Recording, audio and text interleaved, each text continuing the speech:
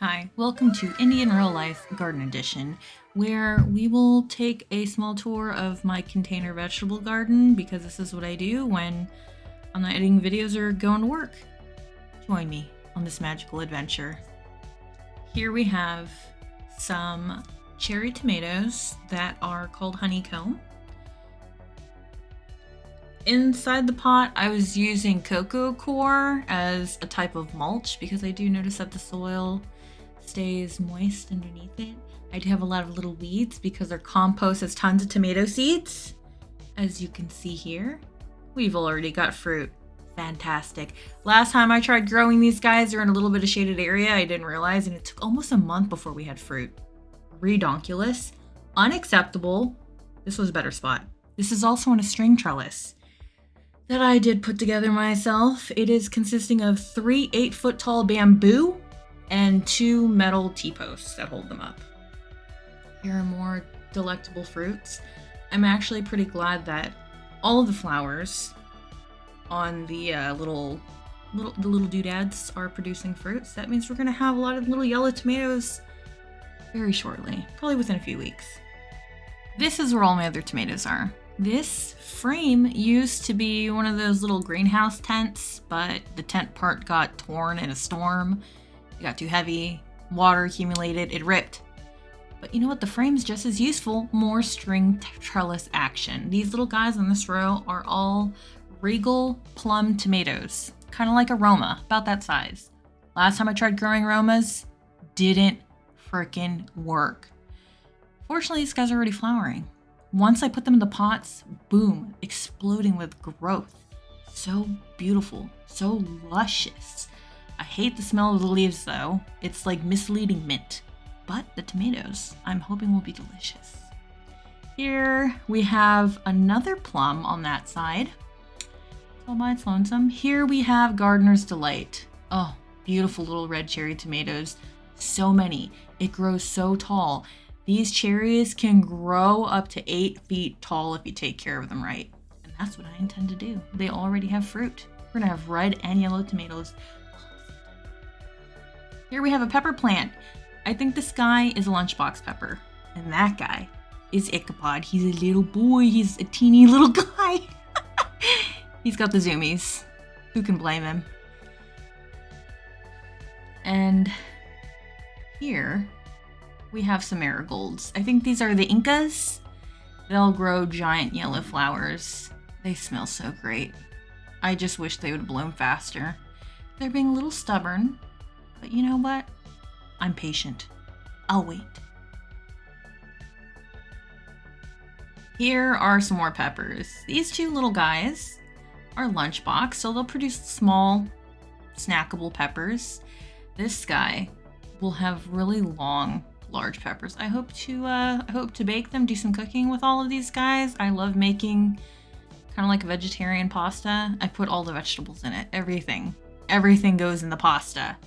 And they already have plenty of flowers. I had to prune the flowers to make sure they were just tall enough and they had enough foliage, but I think we're ready to let them flower. So I'm going to leave them alone. I won't pick them off. And hopefully all the fruit will set. It's very difficult. If it gets too hot, your flowers fall off and you don't get any freaking fruit. This is where my brassicas are. It is so difficult growing brassicas here. Butterflies and moths will lay their eggs on them, and then their little caterpillars will eat up the leaves, and you have a nothing. They will defoliate over a night. It is insane. So I have the netting. It's kind of shabby, but you know what? It's working. A moth might get in here or there, but it's nothing I can't handle. We just give them a little spritz. Here we have some little guys that need to go into pots eventually. That will come in time. It'll be great. Fortunately, it does keep it cool. We're kind of shaded by a tree right here, so they don't get too hot. Very important. Don't let the brassicas get too hot. Here is a trellis we built last year. And on this one, we have sweet potatoes. I think this variety are like the really big ones you get at the grocery store. I forgot what they're called, but I'm hoping we get some big boys. This is a 20-gallon grow bag that I have sitting on top of a stump. I just didn't want it on the ground, killing all the grass. I do have the grass there and not like cloth and stuff because I want to have grass later on. Here are the compost heaps. They're always active. They're always working. Here we have potatoes. I think there's about 5-gallon containers. And they're purple potatoes because, I don't know, I just love purple potatoes. They don't taste any different. They're just freaking purple. Here we have some basil, a little pumpkin that sprouted up in the yard. Hopefully it's safe to eat. We have some peppermint. I think that's rosemary and 2 types of lavender in the back. Hopefully we can successfully get those growing at some point. Here is a banana tree. It is Mousse Namois. It is a dwarf variety, which means that they get up to 6 feet. Still pretty tall. Here is some more sweet potato.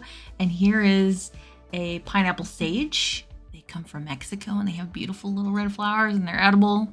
You use them as a garnish in drinks or whatever. You could put them in a tea, something like that. Here is corn. I think I did like 25 little guys. I tilled up the soil. I went down like 5 inches and then I added peat, some bone meal, some blood meal. I even put some shaken feed on that thing. Hopefully they're gonna grow. Over here is another set. This was the tester one. They seem to be growing okay. Unfortunately, they're transplants. Normally you want to grow corn directly into the ground because the root system will hold them up. I'm not sure if they're gonna make it. It's just a test. I do want to get a raised garden bed for corn though. Keep the freaking rabbits away from them. So annoying when they come in and they just chomp the tops off my freaking corn that I've tried so hard to protect this whole time. My beautiful corn. I need corn. Corn! Here we have some sweet peas. I think they're like,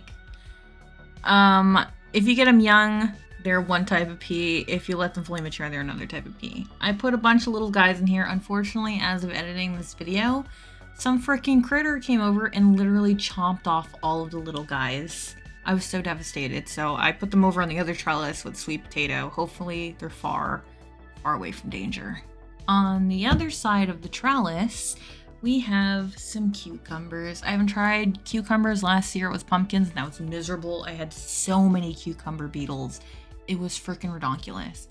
Cucumbers themselves seem to draw them in a little less, so we're trying that. It's already flowering, wonderful. They can be absolutely prolific as long as you keep picking the cucumbers. Don't ever let them ripen or the plant will die off because it's made seeds and it's done.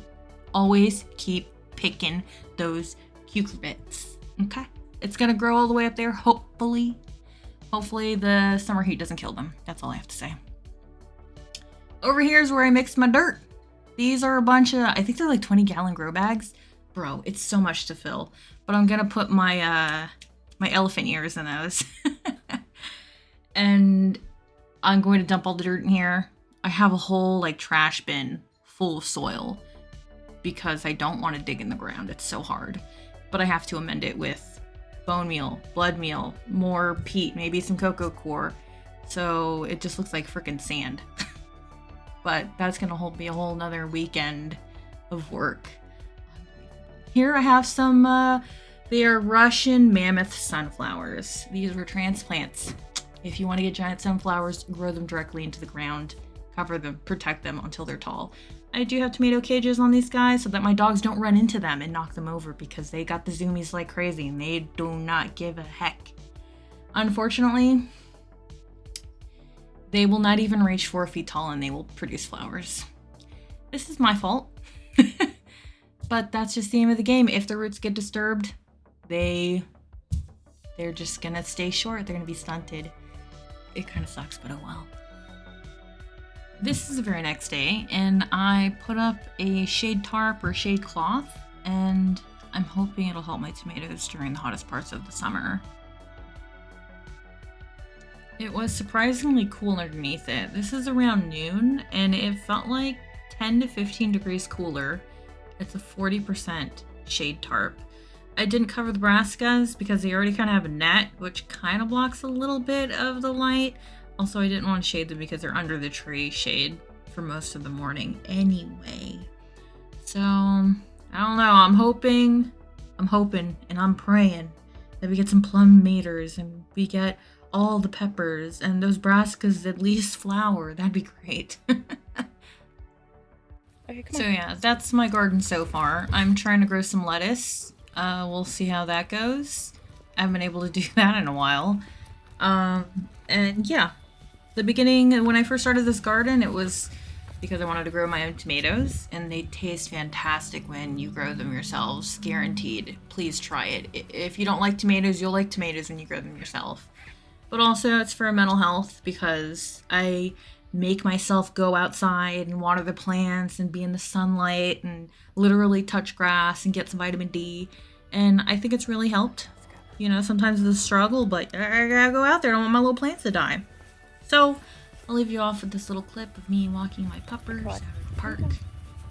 And I hope to see you next time when I get back to making them gaming videos. I think this has really motivated me to get back into editing my videos because I was feeling a little bit down. Please leave a comment.